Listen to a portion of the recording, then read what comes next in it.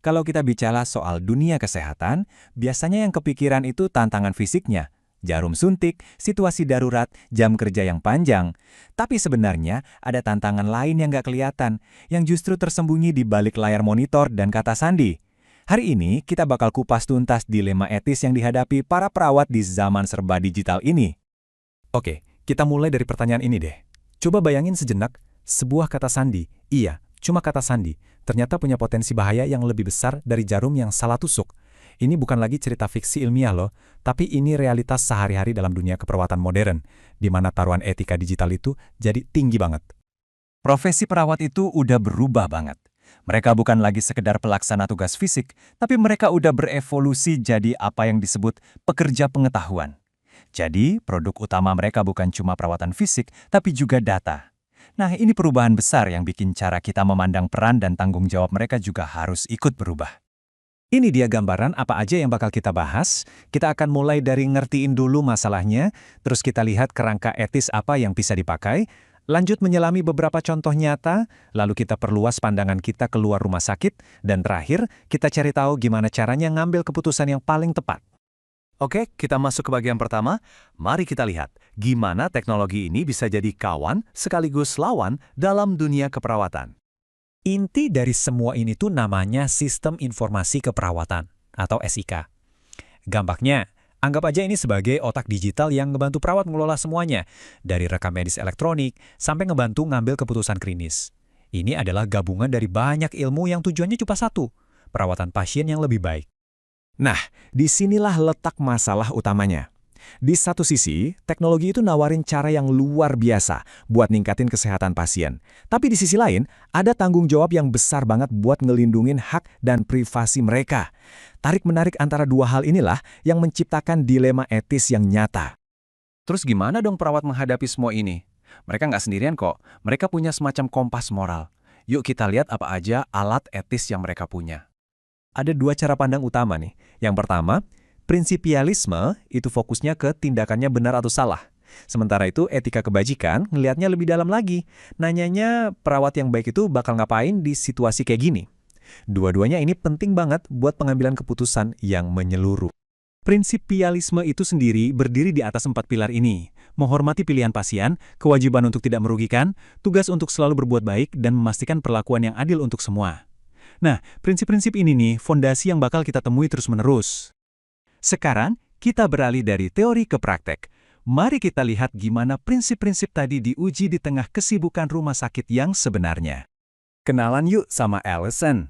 Dia ini perawat yang lagi sibuk banget di tengah situasi darurat.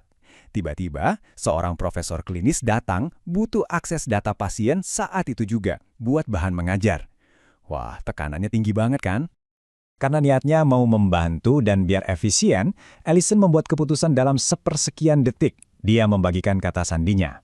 Di permukaan, ini mungkin kelihatannya kayak tindakan yang solutif ya, semacam jalan pintas kecil di tengah kekacauan.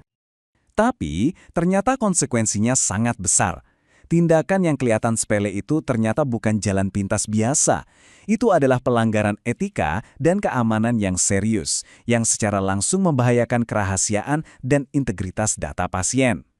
Ada lagi nih dilema lain yang muncul dari teknologi yang niatnya mau membantu, yaitu kelelahan alarm. Bayangin aja perawat itu dibombardir sama peringatan yang bunyi terus-menerus dari berbagai macam perangkat. Coba deh lihat gambaran masalahnya di sini. Jomplang banget kan? Dari ratusan alarm yang bunyi setiap hari, cuma sebagian super kecil yang benar-benar kritis. Karena terlalu sering dengar, perawat bisa jadi kebal. Akibatnya, mereka bisa aja secara nggak sengaja kelewatan satu peringatan yang justru paling penting. Ini kan langsung melanggar prinsip tidak merugikan. Tantangan-tantangan ini nggak berhenti di pintu rumah sakit aja loh. Begitu perawatan kesehatan mulai masuk ke level komunitas, muncul lagi serangkaian dilema etis yang baru. Contohnya telehealth, atau layanan kesehatan jarak jauh. Ini kan sebuah terobosan. Bisa ngasih perawatan ke orang dimanapun mereka berada. Tapi, di sisi lain, ini justru menyoroti masalah keadilan yang besar. Teknologi ini menciptakan apa yang disebut kesenjangan digital, di mana nggak semua orang punya akses yang sama. Grafik ini nunjukin masalahnya dengan sangat jelas. Kelompok yang justru paling bisa dapat manfaat dari telehealth, seperti lansia dan yang berpenghasilan rendah, seringkali adalah kelompok yang paling sedikit punya akses internet. Ini secara langsung menantang pilar keadilan dalam etika. Dihadapkan dengan dilema yang begitu kompleks, gimana caranya perawat bisa yakin kalau mereka mengambil keputusan yang benar? Untungnya, ada sebuah kerangka kerja yang bisa membantu. Ini bukan proses yang asal-asalan ya. Ini adalah pendekatan 6 langkah yang terstruktur. Mulai dari mengidentifikasi masalahnya, kumpulin semua info yang relevan, rumuskan alternatif tindakan, bandingkan, baru deh pilih dan laksanakan. Yang terakhir dan gak kalah penting, evaluasi dan refleksikan hasilnya. Jadi ada alur yang jelas. Coba kita lihat lebih dekat di langkah 4. Dengan pakai tabel sederhana kayak gini, perawat bisa secara sistematis memetakan konsekuensi baik dan buruk dari setiap pilihan. Ini mengubah keputusan yang tadinya terasa emosional dan mendesak menjadi sebuah analisis yang lebih rasional dan bisa dipertanggungjawabkan. Pada akhirnya, semua ini membawa kita ke satu kesimpulan. Peran perawat itu udah berevolusi. Mereka harus bisa menyeimbangkan dua identitas, sentuhan manusiawi dari seorang praktisi yang peduli, dan di saat yang sama, kompetensi teknis dari seorang pekerja pengetahuan. Keduanya ini nggak bisa dipisahkan, dan harus dipandu oleh kompas etika yang kuat. Dan ini membawa kita pada pertanyaan penutup. Teknologi kan nggak akan melambat. Inovasi bakal terus mendorong batas-batas dari apa yang mungkin dalam dunia kesehatan. Pertanyaan yang harus kita semua renungkan adalah, gimana caranya kita memastikan nilai-nilai kemanusiaan dan prinsip-prinsip etis kita nggak cuma bertahan, tapi justru jadi penunjuk jalannya?